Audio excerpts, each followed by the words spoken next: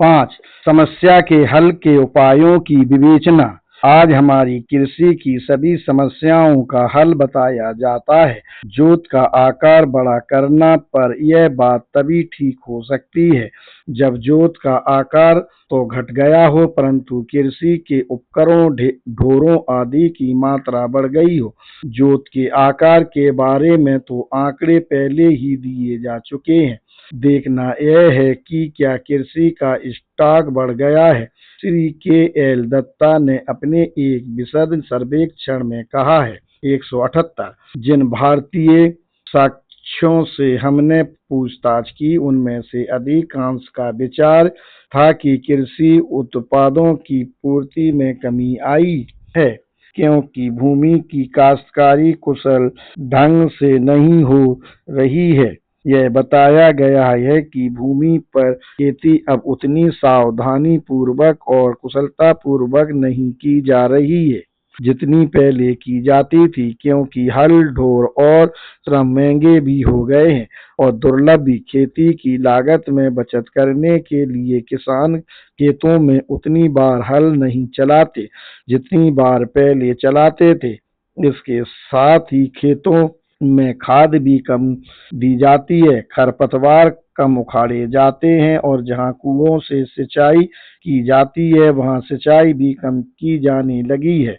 179 जहां तक हल चलाने वाले पशुओं का सवाल है, आंकड़ों से पता चलता है कि दुर्भिक्ष का कितना भीषण प्रभाव पड़ा है। इसका एक अपरिहार्य प्रभाव सदा यह पड़ता है कि पशुओं की संख्या घटा दी जाती है, पर यदि परिस्थितियां अनुकूल हों तो कुछ वर्षों में स्थिति सामान्य हो जाती है।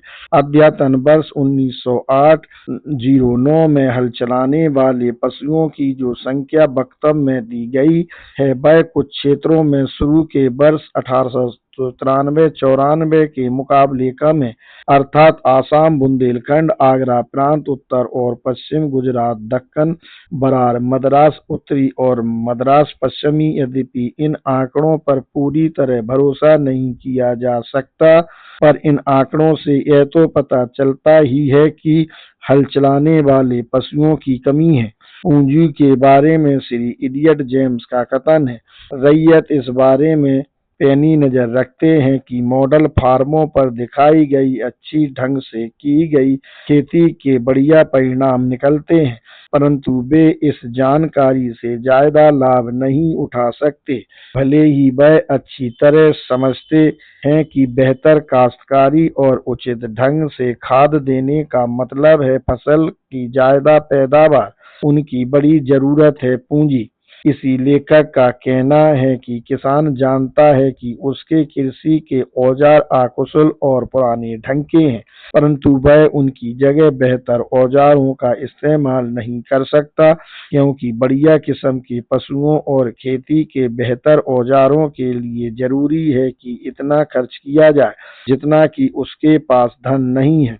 ऐसे ही तथ्य बड़ौदा राज्य के वाणिज्य और उद्योग निदेशक श्री M.B. नानावती ने एक और संदर्भ में एकत्र किए हैं। श्री नानावती जोतों की चकबंदी वाली समिति के सदस्य थे, परंतु खेद की बात है कि अपनी इस जानकारी का उपयोग उन्होंने इस समिति की रिपोर्ट के निष्कर्षों में नहीं किया। शायद उनका विचार है कि जोत के आकार का उत्पादन के औजारों से कोई संबंध नहीं।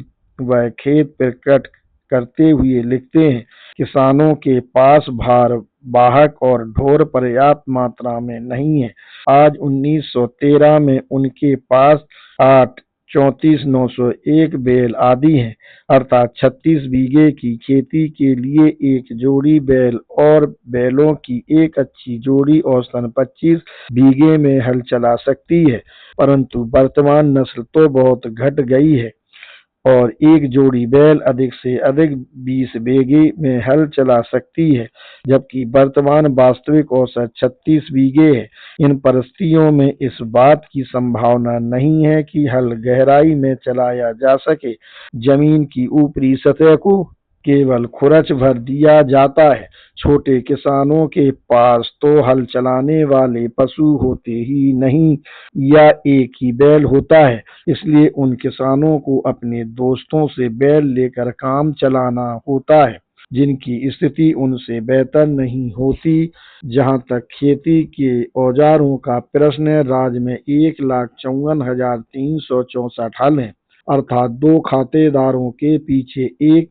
यहाँ पर यह समझ लेना चाहिए कि खेतीहर किसानों और काश्तकारों की संख्या 3 लाख से कहीं अधिक है और उनमें से प्रत्येक को पूरे उपकरणों की जरूरत होती है, इसलिए वास्तविक औसत ऊपर दिए गए औसत से भी कम बैठेगा।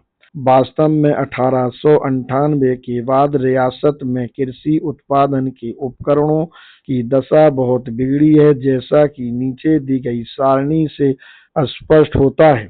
वर्ष 1998 1910 हल 1,75,989, गाड़ियां नील, हल चलाने वाले पशु 4,15,089, अन्य पालतू पशु 5,70,517।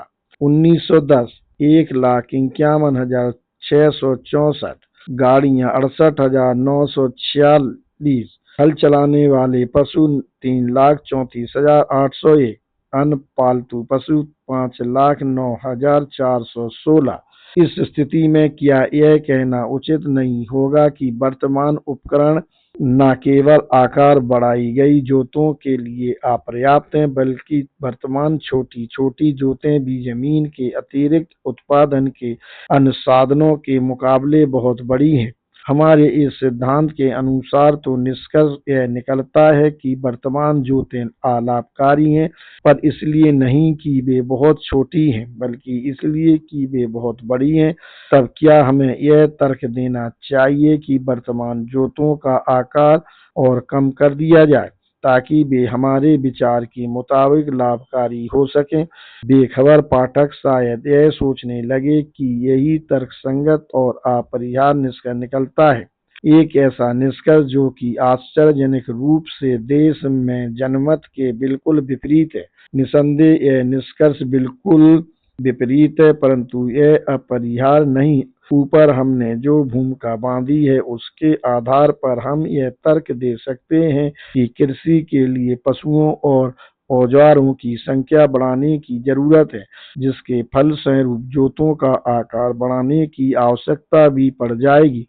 फलतः हम कह सकते हैं कि भारत में कृषि की खामियों को दूर करने के लिए बुनियादी तौर पर जोतों का आकार बढ़ाने की जरूरत नहीं, बल्कि पूंजी और पूंजीगत सामान बढ़ाने की जरूरत है। यह बात अर्थशास्त्र में आम तौर पर कही जाती है कि पूंजी बचत से प्राप्त होती है और बचत तब संभव है जब हमारे पास अधिक सरप्लस फसल हो। क्या कृषि से जो हमारी जनता का मुख्य धंधा है, हमें वैसी सरप्लस फसल मिलती है?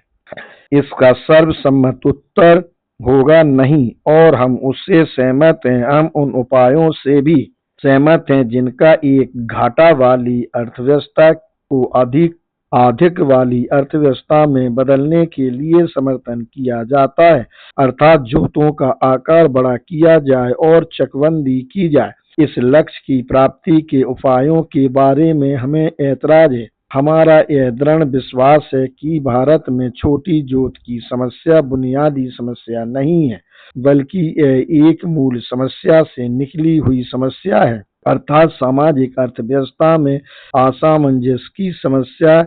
इसलिए यदि हम समस्या का अस्थायी हल ढूंढना चाहते हैं तो हमें मूल समस्या को हल करने पर ध्यान देना चाहिए। परंतु इस पर प्रकाश डालने से पहले हम यह जानना चाहेंगे कि हमारी सामाजिक अर्थव्यवस्था में क्या बुराई है। एक बात बार बार दोहराई जाती है कि भारत एक कृषि प्रधान देश है, परंतु जिस बात को बहुत कम लोगों को पता है वह यह है कि इतनी अधिक भूमि में खेती होने के बावजूद उसकी जनसंख्या के अनुपात में बहुत कम भूमि में खेती होती है। वर्ष 1895 के बारे में मलहाल के आंकड़े यही दर्शाते हैं।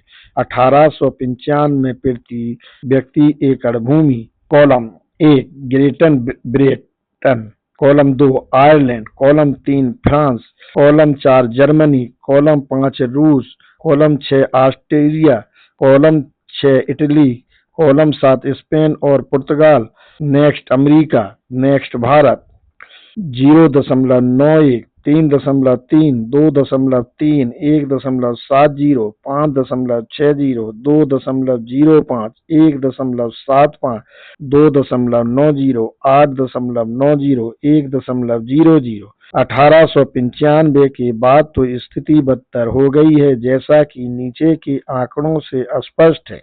कॉलम नंबर 1 प्रांत, column number 2 1881, column number 3 1891, column number 4 1901, column number 5 1911। Bengal 1.5, 0.8, 1.12, Bombay 1.7, 1.6, 1.41, 1.3, Madras 1.3, 0.3, 0.68, 0.73, Assam 0.5, 0.78, 0.85, Punjab 1.2, 1.3, 1.05, 1.11, Awadh 0.81, 0.7, 0.73, 0.75, उत्तर उपासी प्रांत 0.8, बर्मा 1.5, 1.08, 1.09,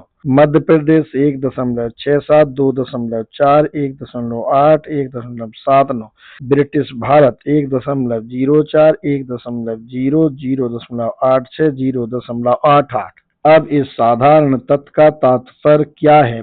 खेतीहर जनसंख्या बहुत अधिक है और वास्तविक कृषि के अंतर्गत भूमि को देखते हुए प्रति व्यक्ति भूमि का अनुपात बहुत कम है। इसका अर्थ यह हुआ कि कृषि पर आधारित लोगों का बड़ा भाग कृषि में जरूरत से ज्यादा बेअर्थ में लगा हुआ है और निठल्ला है। यह ठीक से पता नहीं है कि भारतीय कृषि में कितने श्रमिक फालतू लगे हुए हैं। इन फालतू श्रमिकों के बारे में पहले सर जेम्स कैड को पता चला और 1884 में उन्होंने अनुमान लगाया। इंग्लैंड में जिस 1 वर्ग मील क्षेत्र में अच्छी तरह खेती होती है, उसमें 50 व्यक्ति काम करते हैं, 25 युवा वृद्ध पुरुष और 25 स्त्रियां और लड़के। यदि भारत में 1 वर्ग मील में उसके चौगुने अर्थात 200 लोग भी खेती के काम में लगे तो उसमें भी भारत की केवल 1/3 जनसंख्या लगेगी।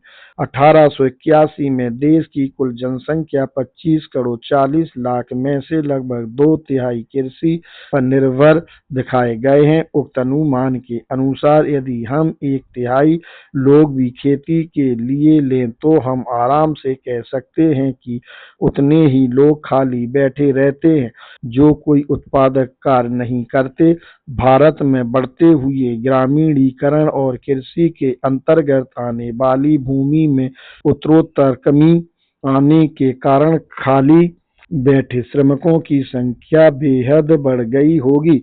इन खाली बैठे श्रमिकों के आर्थिक प्रभाव 2 प्रकार के हैं। एक तो इससे कृषि जनसंख्या का जमीन पर भारी दबाव पड़ता है। यह दबाव कितना अधिक है, यह निम्नलिखित आंकड़ों से स्पष्ट होता है। 1911 में प्रति वर्ग मील जनसंख्या का औसत घनत्व अवध, उपासी प्रांत और बंगाल, मद्रास, पंजाब, बम्बई, आसाम, बर्मा और मध्य प्रांत, कुर्ग, ब्रिटिश भारत कुल क्षेत्रफल के हिसाब से 427, 551, 291, 177, 145, 115, 122, 111, 53।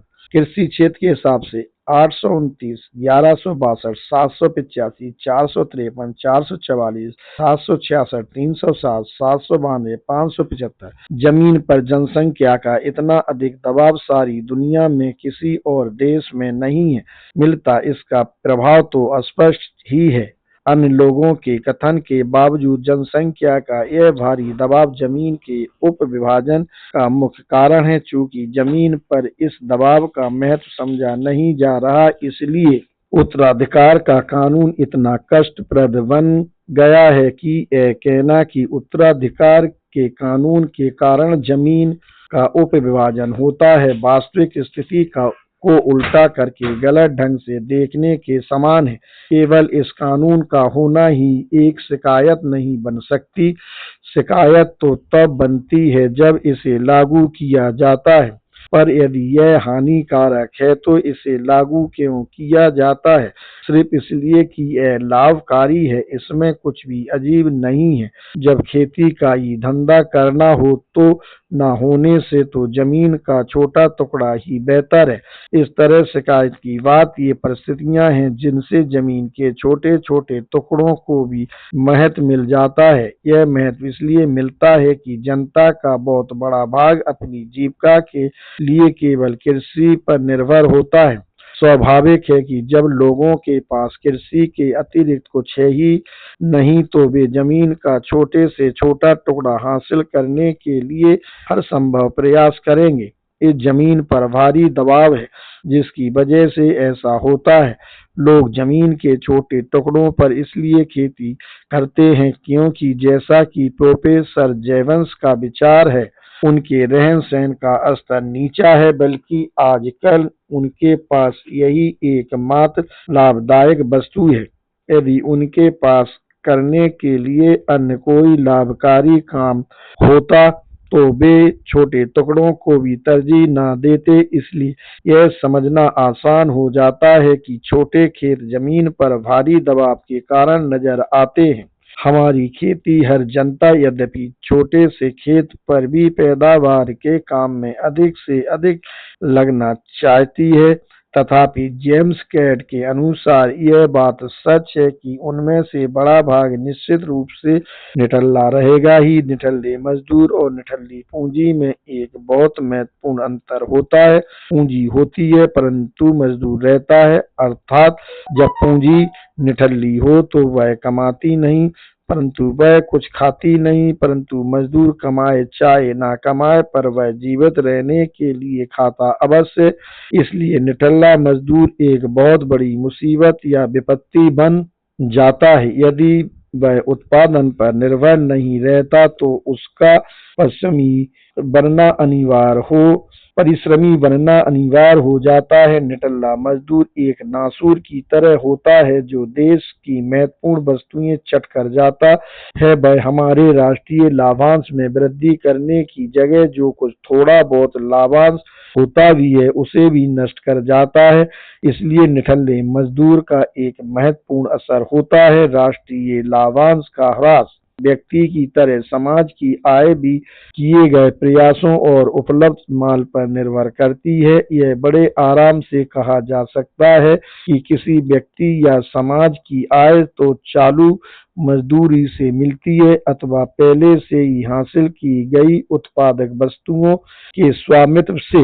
आज समाज के पास जो कुछ होता है वह या तो आज ही प्राप्त वस्तुओं पर या पिछले उत्पाद पर निर्भर करता है। इस कसौटी के आधार पर हमारे समाज का एक बड़ा भाग वर्तमान में बहुत कम प्रयास करता है और ना ही उसके स्वामित्व में बहुत सारी वस्तुएं होती हैं जिन पर वह निर्भर रह सके। निसंदेह यह स्पष्ट है कि हमारे आर्थिक संगठन को पूंजी की आवश्यकता है। पूंजी स्पष्ट तथा बेसी या अधिक होती है और यह अधिकाय हमारे प्रयासों की आय पर निर्भर करता है, परंतु जहाँ प्रयास नहीं होता वहाँ न आय होती, न अधिक होता है और न पूंजी। इस तरह हमने स्पष्ट कर दिया है कि हमारी खराब सामाजिक अर्थव्यवस्था ही हमारी कृषि की बुराइयों की जिम्मेदार है।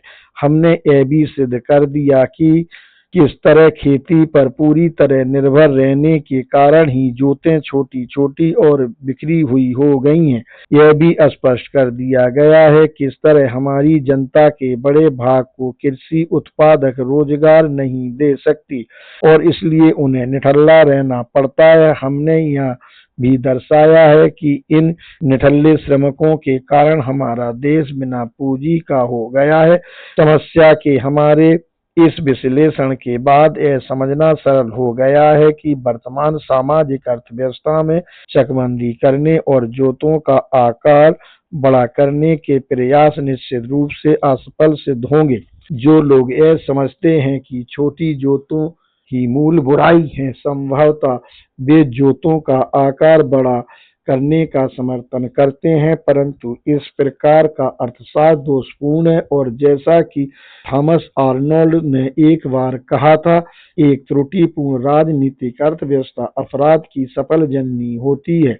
इस बात के अतिरिक्त कि जोत का आकार बड़ा करने से वह लाभकारी नहीं हो जाती, जोतों का आकार कृत्रिम ढंग से बड़ा करने से कई सामाजिक बुराइयां भी पैदा हो जाएंगी। भविष्य में भूमिहीन और जमीन से बेदखल लोगों की सेना न तो व्यक्ति को प्रसन्न रख सकेगी और न ही राष्ट्रीय दृष्टि से इसे सहमति मिल सकेगी, परंतु यदि हम वर्तमान जोतों का आकार बड़ा भी कर दें और उन्हें लाभकारी बनाने के लिए पर्याप्त पूंजी और पूंजीगत सामान भी प्राप्त कर ले, तो भी हम न केवल सही हल नहीं बता रहे होंगे बल्कि निठल्ले श्रमिकों की संख्या बढ़ाकर एक सामाजिक बुराई को बढ़ावा दे रहे होंगे, क्योंकि पूंजी प्रधान कृषि में उतने व्यक्तियों की जरूरत नहीं पड़ेगी जितनी वर्तमान तरीकों से खेती करने में पड़ती है। परंतु यदि आकार बड़ा करना संभव नहीं है तो क्या हम चकबंदी भी नहीं कर सकते? यह दर्शाया जा सकता है कि वर्तमान सामाजिक अर्थव्यवस्था में तो चकबंदी भी संभव नहीं है। चकबंदी वाली जोतों का उपविभाजन और विखंडन रोकने के लिए अपनाए गए उपाय से वास्तविक राहत नहीं मिल सकती। यह तो केवल कानूनी तौर पर आंखें पोंछने के समान होगा। इस बात को अच्छी तरह समझना तब आसान होगा जब हम यह समझ लेंगे कि एक व्यक्ति उत्तराधिकार के नियम के व्यवहार से क्या मतलब निकालता है। उसके लिए हमें सर्वे रिकॉर्ड में किए जाने वाले परिवर्तनों को नोट करना पड़ेगा। आजकल के बंबई भू राजस्व संहिता अध्याय 1 अनुभाग 3 खंड 6 के अनुसार सर्वे नंबर का अर्थ जमीन का एक ऐसा भाग है जिसका क्षेत्रफल और अन्य जानकारी अलग से प्रविष्ट की जाती है और उसे गांव के कस्बे या शहर के सर्वे रिकॉर्ड में एक अलग नंबर दिया जाता है जिसमें वह अब स्थित होता है। इसमें सर्वे नंबर का एक स्वीकृत हिस्सा होता है। इसके अतिरिक्त खंड 7 के अनुसार सर्वे नंबर के स्वीकृत हिस्से का अर्थ होता है सर्वे नंबर के एक उपविभाजन से जिसका अलग से मूल्यांकन किया गया है और पंजीकृत किया गया है। एक व्यक्ति उत्तराधिकार नियम के अपनाए जाने के बाद जमीन के एक टुकड़े को एक सर्वे नंबर दिया जाएगा जिसका आकार आदर्श लाभकारी जोत के निर्धारित आकार के बराबर होगा। दूसरे, यह जरूरी होगा कि ऐसे सर्वे नंबर के किसी उपविभाजन का अलग से रजिस्ट्रेशन करने से मना कर दिया जाए, अर्थात यदि जमीन के किसी टुकड़े का रजिस्ट्रेशन करके उसे अलग से विशिष्ट सर्वे नंबर देना है तो उसका आकार लाभकारी जोत की सीमा से कम ना हो। यह सर्वे नंबर जिसके अंतर्गत इतने बड़े आकार की जोत होगी जिसे लाभकारी कहा जा सके, उसका भी रजिस्ट्रेशन केवल एक व्यक्ति के नाम में होगा। यदि हम बड़ौदा कमेटी की परियोजना को अमल में लाएं तो बिल्कुल ऐसा होगा। श्री कीटिंग एक बड़े आकार की इकट्ठी जोत को एक सर्वे नंबर देने की जगह एक व्यक्ति के नाम में कई सर्वे नंबर देंगे, जिसमें एक इकाई के अंतर्गत जमीन के छोटे और बिखरे हुए टुकड़े होंगे।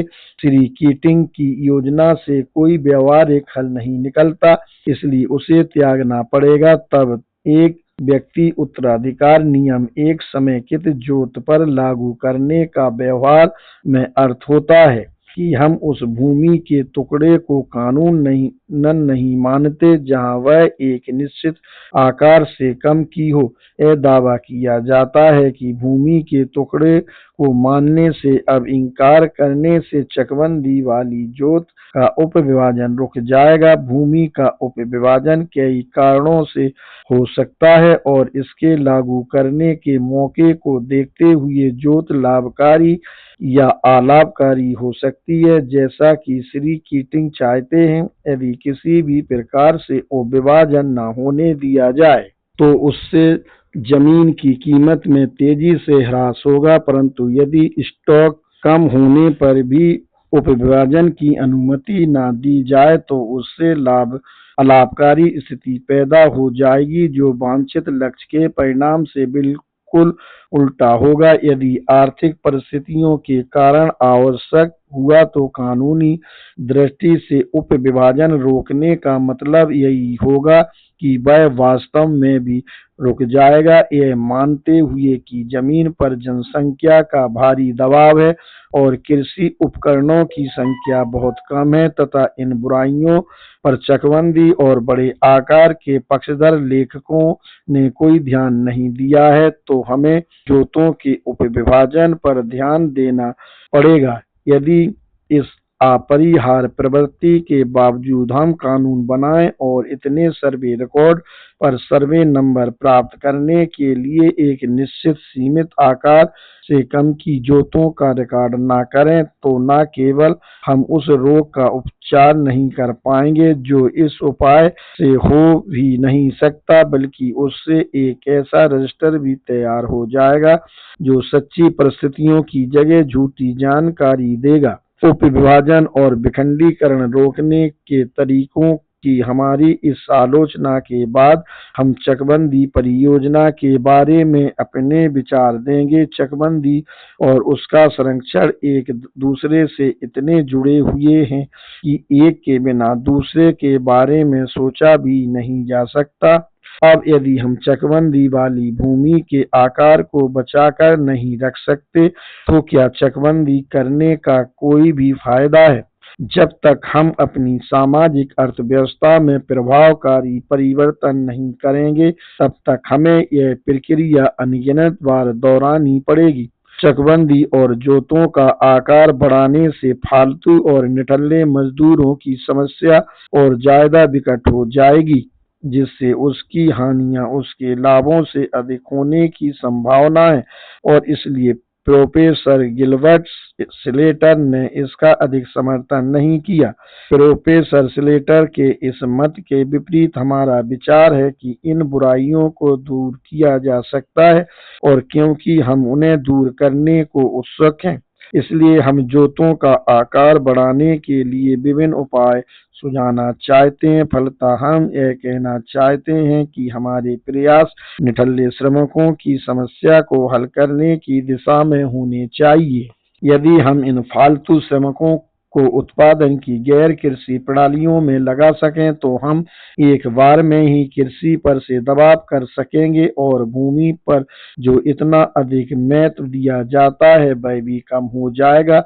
इसके अतिरिक्त जब ये श्रमिक उत्पादन की गैर कृषि प्रणालियों में लग जाएंगे तो आज की तरह से दूसरों के सहारे अपना पेट नहीं भरेंगे और भी न केवल कमाएंगे बल्कि हमें सरप्लस उत्पादन भी देंगे, तथा अधिक सरप्लस का मतलब अधिक पूंजी होगी। संक्षेप में चाहे यह विचित्र लगे, भारत की कृषि संबंधी समस्याओं को हल करने के लिए सबसे जोरदार उपाय उसका औद्योगिकरण है।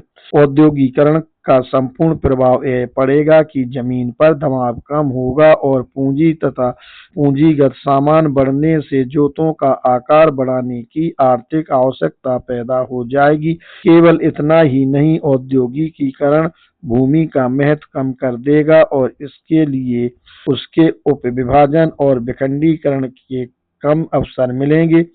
औद्योगिकरण एक स्वाभाविक और जोरदार उपाय है और उसे ऊपर बताए गए अविचारित उपायों के मुकाबले तरजीह दी जानी चाहिए। कानून बनाकर हम जो दिखावटी लाभकारी जोतें बना सकेंगे उसमें कई बुराइयां निहित हैं, परंतु औद्योगिकरण से लाभ की दृष्टि से बड़े आकार की लाभकारी जोत स्वयं सामने आ जाएगी। जोतों का आकार बड़ा करने, चकबंदी करने और चकबंदी वाली जोतों का आकार बरकरार रखने का हमारा उपाय है। हम औद्योगिकरण की प्रति बर्थ रिफ्लेक्स इफेक्ट्स क्रिया के प्रभावों द्वारा कृषि की इस समस्या का उपचार करना चाहते हैं। इसे कोई काल्पनिक या हवाई ना समझें। इसके लिए हम अपने विचार के समर्थन में निम्नलिखित तर्क देना चाहते हैं। औद्योगिकरण की प्रतिवर्त क्रिया के प्रभाव से कृषि में किस प्रकार सुधार आता है, इसका 1883 में संयुक्त राज्य अमेरिका में अध्ययन किया गया था। लंदन टाइम्स में इसका जो सार छपा था उसे हम विस्तृत रूप से उद्धृत कर रहे हैं। संयुक्त राज्य अमेरिका के कृषि विभाग के सांख्यिक ने हाल ही में एक रिपोर्ट में बताया है कि खेती की भूमि का मूल्य ठीक उसी अनुपात में घट जाता है जितना कि कृषि का अनुपात अन्य उद्योगों के मुकाबले बढ़ जाता है। अर्थात जहां सारे श्रमिक खेती पर निर्भर होते हैं वहां जमीन का मूल्य कम होता है अपेक्षाकृत उसके जहां केवल आधे लोग कृषि पर निर्भर होते हैं और जहां केवल 1/4 लोग कृषि पर निर्भर होते हैं तो उनकी पैदावार, उनके खेतों का मूल्य और भी अधिक होता है। वास्तव में आंकड़ों से यह सिद्ध हो चुका है कि विविध प्रकार के उद्योग सरकार के लिए बहुत मूल्यवान होते हैं और किसी फार्म के निकट किसी कारखाने के होने से खेत का और उस पर होने वाली फसलों का मूल्य बढ़ जाता है। यह भी सिद्ध हो चुका है कि संयुक्त राज्य अमेरिका को यदि 4 भागों या वर्गों में कुल जनता में खेतीहर मजदूरों के अनुपात में बांटा जाए, अर्थात वे राज्य जहां 30% से भी कम खेती और खेतीहर मजदूर रहते हैं वे पहले वर्ग में आए, दूसरे वर्ग में 30% से अधिक और 50% से कम, तीसरे वर्ग में 50 से 70% तक और चौथे वर्ग में 70% से अधिक हो तो खेतों का मूल्य कृषि जनसंख्या के विलोम अनुपात में होता है। चौथे वर्ग में खेतों का मूल्य केवल $5.28 प्रति एकड़ है, तीसरे वर्ग में $13.03 प्रति एकड़, अगले में $22.21 प्रति एकड़ और कारखानों वाले जिलों में $40.91 है। इससे पता चलता है कि मिश्रित जिला सबसे अधिक लाभकारी होता है और न केवल जमीन की कीमत बढ़ जाती है बल्कि प्रति एकड़ पैदावार भी ज्यादा होती है और श्रमिकों को मिलने वाला वेतन भी अधिक होता है। इस तरह निर्माण कार्यों और उद्योगों से न केवल निर्माताओं को लाभ होता है अपितु उससे किसानों को भी उतना ही लाभ होता है। इससे पता चलता है कि हमारा उपाय परीक्षित है। यह निर्विवाद रूप से कहा जा सकता है कि औद्योगिकरण से जोतों का आकार बढ़ाने को प्रोत्साहन तो मिलेगा ही और यह कि उपविभाजन और विखंडन के विरुद्ध भी यह सबसे बड़ी रुकावट सिद्ध होगा।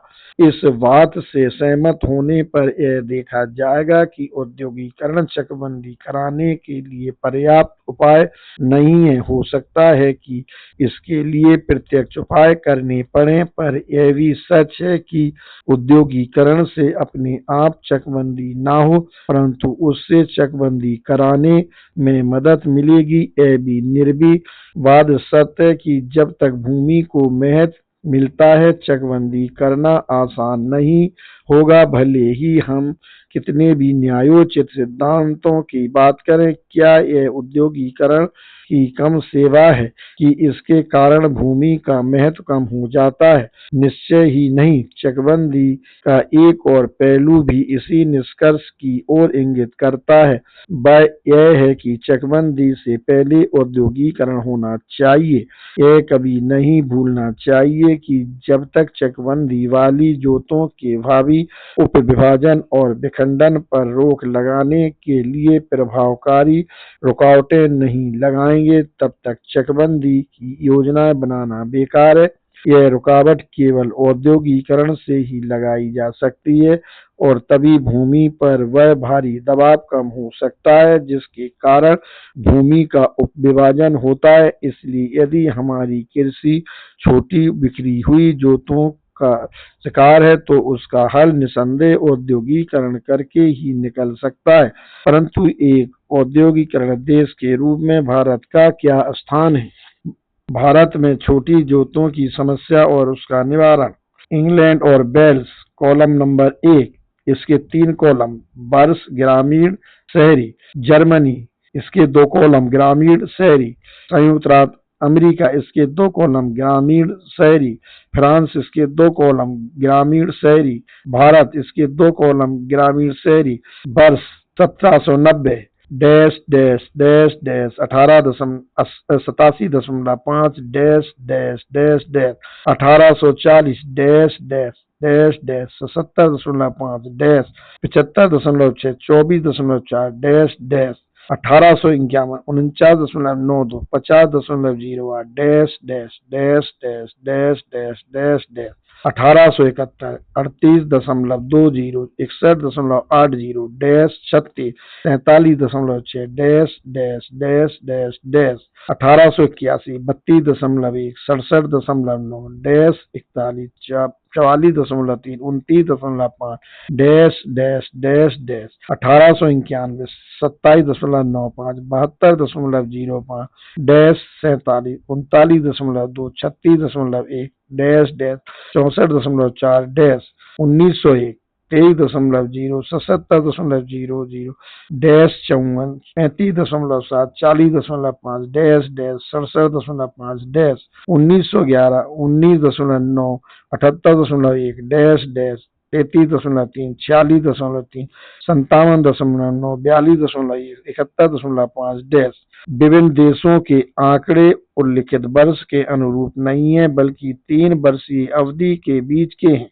सर रॉबर्ट गिफिन विभिन्न देशों की आर्थिक प्रवृत्तियों का सर्वेक्षण करने के बाद इस निष्कर्ष पर पहुंचे, मनुष्य की आवश्यकताएं उनके साधनों के हिसाब से बढ़ती हैं। जिस अनुपात में लोग कृषि, खनन और वैसे ही धंधों में लगे हुए होते हैं, वहाँ उसी अनुपात में वह कम होती जाती है और जिस अनुपात में लोग उद्योग में अर्थात निर्माण कार्यों में लगे रहते हैं, वहाँ उनकी आवश्यकता बढ़ती जाती है। परंतु भारत के आंकड़े इस सिद्धांत के विपरीत जाते हैं और एक विशेषज्ञ को इनमें एक विश्वव्यापी प्रवृत्ति की झलक देते हैं, जहां संयुक्त राज्य अमेरिका जैसे देश जो प्रारंभ में कृषि प्रधान देश थे, अब क्रमशः औद्योगिक देश बनते जा रहे हैं। वहीं दूसरी ओर भारत में दुर्भाग्यवश लोग शहरों को छोड़ते जा रहे हैं और आवश्यकता न होने पर भी गांवों की ओर भागे जा रहे हैं। जितनी जल्दी हम इस प्रवृत्ति को रोक दें उतना ही अच्छा होगा। अपने मतलब के कारण लोग जो कुछ भी कहें, इस संबंध में हमारी राष्ट्रीय अर्थव्यवस्था के बारे में सर हेनरी कॉटन के इन शब्दों से अधिक सच और हितकारी चेतावनी और नहीं हो सकती है। भारत में खतरा है अत्यधिक कृषि का।